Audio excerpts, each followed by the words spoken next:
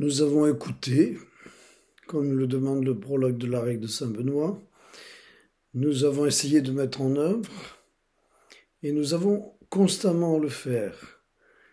Si bien que Saint-Benoît nous demande de nous tenir prêts, de nous préparer et de préparer nos corps et nos esprits, notre cœur et notre corps, c'est-à-dire l'ensemble de notre personne, à vivre cette mise en œuvre de cette écoute profonde que nous avons, à partir de laquelle nous avons choisi de vivre.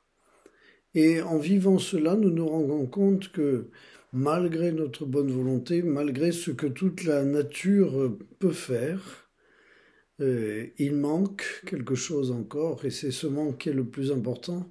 C'est ce qu'on appelle la grâce, c'est-à-dire quelque chose qui est donné, et qui est donné mystérieusement, comme venant de plus loin que nous, et qui nous informe en quelque sorte, qui nous transforme, qui nous permet d'agir encore plus que ce que nous pourrions concevoir par nous-mêmes. Dans cette liberté d'écouter et de nous laisser traverser par cette vitalité en quelque sorte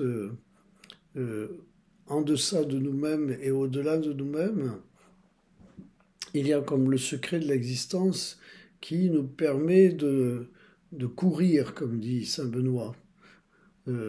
Remplissons toutes choses à la lumière de cette vie en courant et en agissant de telle manière que cela se développe dans la vie plénière.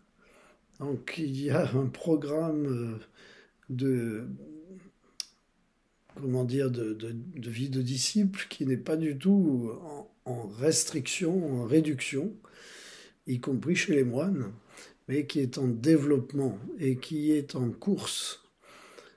Donc ne nous trompons pas de vie. La lumière que nous avons aujourd'hui dans cette vie présente est là pour éclairer un dynamisme, une course, une ouverture, et non pas le contraire.